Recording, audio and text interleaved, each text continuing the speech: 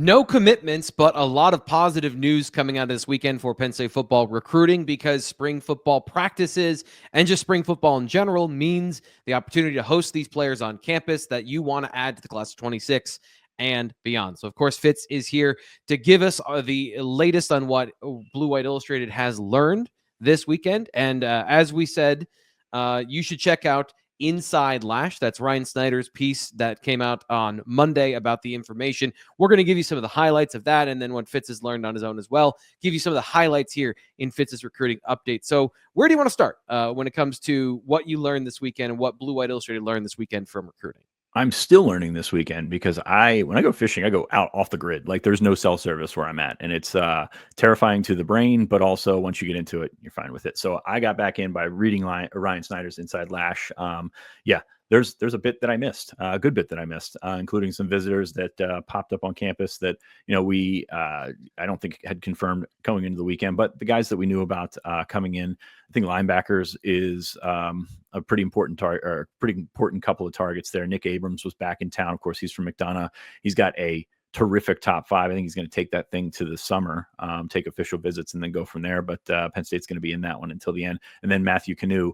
I had a pick in for Matthew Canoe from Virginia coming into the weekend. Steve Wilfong, who helped us out with a recruiting notebook of his own this weekend, was really, really awesome for him to do that. But he put a pick in for Penn State. More of your traditional box Mike type guy. We've been talking about him for a while now, and is a guy that keeps coming back to campus and keeps being excited by what he sees every time he comes back to campus. So I think that's a good harbinger of Canoe.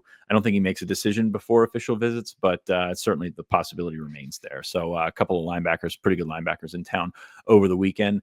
A guy from down south we've talked about quite a bit, Garrett Witherington, made it to campus for what is scheduled to be his first of 2 trips to Penn State. He's got an official visit set up for the summer as well. Very encouraged by the feedback, very encouraged by sort of what he's looking for. And you take a look across the board at guys that sort of go out of their way to look for the little things. And I think Witherington is in that mold. He plays at the end. He plays end in high school. He's probably going to be a defensive tackle at the next level, but he's up there 6'4", 6'5". So you look at what Penn State has done at defensive tackle, and they're kind of all over the board with sizes. You look back to 2 classes ago where Xavier Gilliam's 6'1", and Liam Andrews is 6'4", and DeAndre Cook's 6'3" or 6'4", and you're kind of all over the place. T.A. Cunningham was 6'6", and that one didn't work out, obviously. But then you go out and you look on the field, and they're kind of all over the place there too. Ty Blanding and Zane Durant, not the tallest guys at all. They've gotten away from some of those bigger guys, and some of those bigger guys are harder to find. And as we've mentioned before, it usually depends on what's available in the region. But if you can go out and get a 6'4", 6'5" guy that can plug the middle, those tend to help. I'm not a complete football expert, but those guys tend to help if you're looking to do that. So Garrett Witherington, just a name that we're going to continue to hear for a while. I'll be interested to see which direction his recruitment takes, but he's going to come back to Penn State for an official visit this summer. I think Penn State's right in the mix. So encouraged by those guys.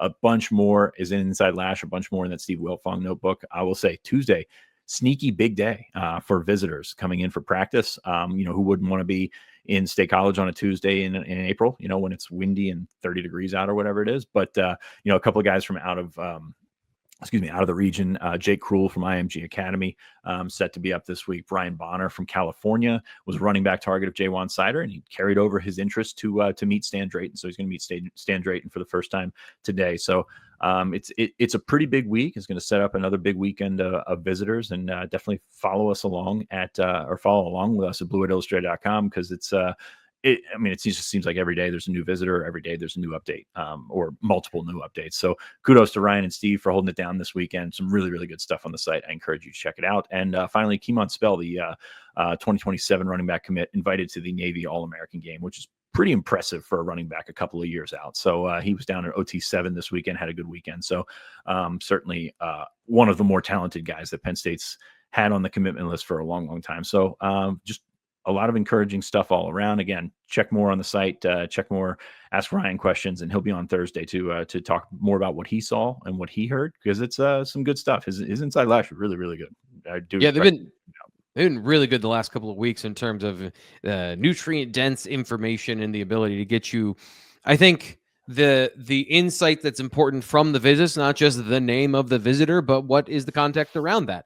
And so I guess the last thing I'll ask you, and this is a question that comes up periodically. I haven't asked you guys this recently, so I just want to throw this one out here. Are you optimistic Penn State will get a commitment in the spring? Do you think there will be some around the blue-white game? Where's the positive momentum that I seem to be sensing from all this information?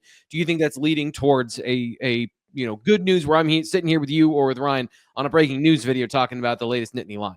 Yeah, I do. I think you got to keep the expectations in check because we are 2 months away, or not even 2 months away. It's actually it's official visit season right now. You can take official visits in April. It's just most schools decide not to do that because why would you, sort of blow your weekend early and then unless you think you can get them in the boat right away. So I think Penn State's first official visitor is Brandon Arrington, 5-star cornerback from California in early May, and then take a couple of weeks off. The weekend of all 22 Elite 11 in State College is May 18th. So they're going to have official visitors then, take another week off, and then get to the actual meat of what we're used to with official visits, which is every weekend lining up 10, 15 guys, whatever it may be. So I think, yes, I do think Penn State will get a commitment before sort of traditional official visit season, or maybe a couple of those guys will come through.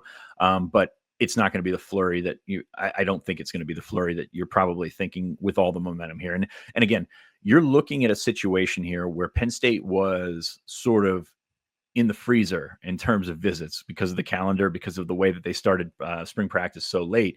And now all of a sudden you're getting 4 and 5-star guys that are on campus. And, Ryan had a 5-star tidbit in the Inside Lash this week as well, where you just all of a sudden, all these guys are showing up just like they showed up to Ohio State in mid-March, just like they showed up at Notre Dame or Michigan or Clemson or something like that. So you're starting to see the backward rollout of this late schedule. Now all of a sudden these guys are getting on campus. And I think that's what really makes it more palatable. This going through because let's face it, we had nothing for the first 3 weeks of March. Especially with like Caden Gebhardt committing to Clemson, kind of like it felt like there was a big dip because it wasn't just that there weren't any visits, but some targets were really going elsewhere. So I think, and it's usually never as bad as you make it out to be, but like silence is the worst thing in this business, right? Like if you're not hearing anything, you just assume the worst. And that's kind of what we felt for the first 3 weeks of March, at least, on the board at BlueWhiteIllustrated.com, which by the way, the message board at BlueWhiteIllustrated.com, has gone up in the last couple of days, just the interest and people are buzzing about spring ball and about recruiting and stuff like that. So just definitely jump on board and feel free to post because it's been noticeably more busy since football started. How about that? And the best way to do that is to subscribe to BlueWhiteIllustrated.com. We're running a contest right now on the YouTube channel where if you subscribe to the Blue White Illustrated YouTube channel between now and the Blue White game, you are immediately eligible for a chance to win a year subscription to the site. But if you don't want to wait for that, if you don't want to wait to the Blue White game, you want to get this information right now and be the smartest guy in or girl in your friend base about Penn State football, just join us for $1 for the first week to try it all out, and then you'll be enrolled for a year after that if you want to continue.